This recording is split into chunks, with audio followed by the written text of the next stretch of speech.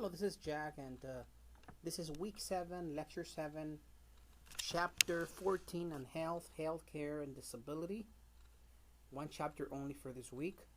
Health is defined as a complete physical, mental, and social well-being.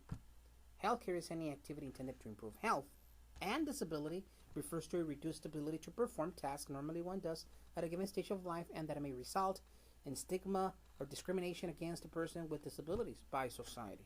Let's look at medicine from, the chart that I have from that viewpoint. Let's look at society then, where it fits. It fits under the institution of technology, or science, another word for technology. And medicine is an institutionalized medicine for the scientific diagnosis, treatment, and prevention of illness.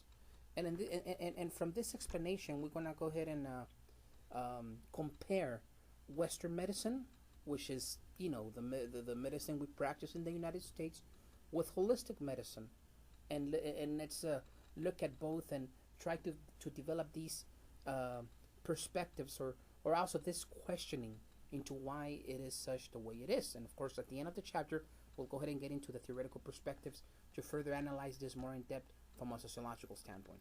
So Western medicine, here you go, and holistic medicine. Western medicine treats symptoms. Holistic medicine treats source of symptoms. Western medicine separates body and mind. Body, they call it internal medicine. Mind, it's mental health, right? And in holistic medicine, it treats the whole body as a whole, right? So main two differences of both Western and holistic medicine, or alternative medicine, okay? So I guess one of the first questions that may come to mind is why treat symptoms? Why not find a cure, right? I mean, why have to treat symptoms and not develop vaccines for asthma, or for the normal cough, for the regular cough we get so often? Why not develop the cure? I guess that's kind of a question that comes out, right? Okay, so now we have health and healthcare quiz, and this is something I want to give you for you to know the questions, and then on the next slide get the answers. Some of these questions, or maybe just one or a lot of these questions that I give you every chapter or so, may be on the test or may not. So this is why you have to keep your guard up. You don't know that. See, we also have the answers there, okay? And if this was more of a semester class, not just during the summer, I would probably go ahead and give you quizzes aside from just the midterm and final. But we don't have time for that. Therefore, we're just going to go ahead and take these as if they were facts. Okay. So we also have a curiosities that I like to this is just for your mind. They're good appetizers, right? They open up your appetite. For example, one of the questions. I'm curious if Western medicine is a setup. In other words, the institution feeds itself. The setup in Western medicine is that it focuses only on treatment of symptoms and not on the source of the symptom or a cure for the illness, it seems. Curiosity 2. In relation to curiosity 1, from what theoretical perspective will you say that the above statement was made? Conflict theory, symbolic interactionist perspective, functionalist perspective, postmodernist perspective. What do you think? So this is one of those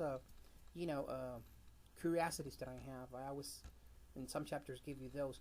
Then I also have questions and answers, and this is another slide that I have where I ask a question but also give you the entire answer next to that in one box.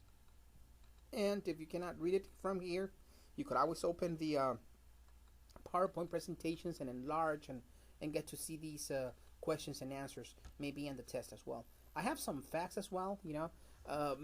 Fact 1: men are more likely to suffer heart attacks. Half of the women, but only 31% of them are likely to die within 1 year after the event. Whoa.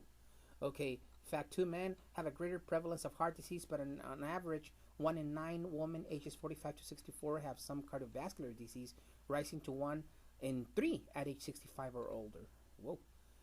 24 million people, primarily women, suffer from this disease. Nearly 1/3 of all women older than 65 will experience at least one vertebral fracture. Number 4, autoimmunity thyroid diseases have a 15 to 1 ratio of women to men. Whoa, that's another good finding, another interesting fact. Another fact is that mental illness is twice as high among women as among men. In elderly women, the prevalence of depression is 3.64% versus 1% in elderly men. Well, it tells you something about the health of men and the health of women. And then I have this little, case study. Go ahead and read it. I don't have the time to go ahead and read it for you during these brief lectures, video lectures. But go ahead and read it on your own. Let's get into the theoretical perspectives right away. The first perspective, functionalist perspective on health and medicine. According to the functionalists, if society is to function as a stable system, it is important for people to be healthy and to contribute to their society. Consequently, sickness is viewed as a form of deviant behavior. And so we have something known as the sick role, right? Here are 4 features of the sick role, okay? People who are sick are not responsible for their condition. It is assumed that being sick is not a deliberate and knowing choice of the sick person. People who assume the sick role are temporarily exempt from their normal roles and duties. People who are sick must want to get well. The sick role considered to be a temporary role that people must relinquish as soon as their condition improves sufficiently. Number 4, people who are sick must seek competent help from a medical professional to hasten their recovery. Here's the bottom line.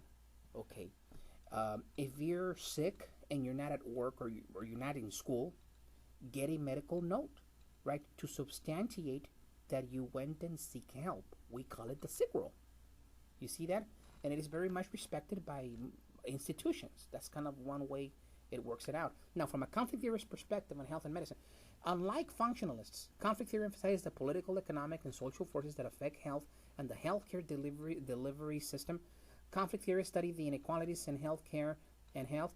Who is responsible for problems in the United States healthcare system? According to many conflict theorists, problems in U.S. healthcare delivery are rooted in the capitalist economy, which views medicine as a commodity that is produced and sold by the medical industrial complex. So pretty much we have, this medical industry perceived by conflict theorists as a system of thieves. Sorry.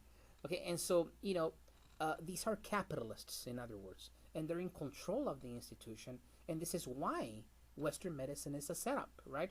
Because the medical industry complex makes it so that it benefits, these capitalists benefits from people that are sick, that need medication, that need to go to the hospital, right? The symbolic interactionist perspective, right away. We're talking about medicalization here. And symbolic interactionists attempt to understand the specific meanings and causes that we attribute to particular events. In studying health, symbolic interactionists focus on the meaning that social actors give their illness or disease and how these affect people's self-concept and relationships with others. So pretty much the term social actor refers to the individual who acts the role of the sick. If you tell me, hey, you know what, you have a cold, automatically I'm gonna perceive symptoms that abide to having a cold. Runny nose. All of a sudden, I feel a little bit. My eyes feel a little bit watery. A little bit of irritated throat, right? Maybe even a little bit of wheezing if you're asthmatic. So it's medicalizing. It's like a label that endures itself. It develops into a self-fulfilling prophecy, and of course, we medicalize it by giving it a term. So it's a fixed reality. In other words, now the postmodernist perspective, they make a claim here, and it has roots of conflict theory in a way. Physicians acquire their knowledge about illness through the exposure of sick people. So in other words, you become like the guinea pig of the medical industry. They study on you, right? That's how they learn. That's how they know what they're doing, if they know what they're doing. The implication to this is that physicians make clinical diagnosis even before they put you behind an x-ray machine. They will go ahead and say, you know what, you have a headache, and you may have a tumor right in the head, but no, you have a headache here, just take these Tylenols, go home. So that's kind of pretty much the idea right there, the accusation. So, and it's from this perspective that, we all could go ahead and make claims from one time to the other that, we have this experience. We went to the doctor, and we thought it was only a headache because some other doctor said it. Maybe it was something worse, right? Or a stomach flu, but it was more like cramps. Anyways, thank you very much for your time this time. I'll see you next time. Thank you. Bye-bye.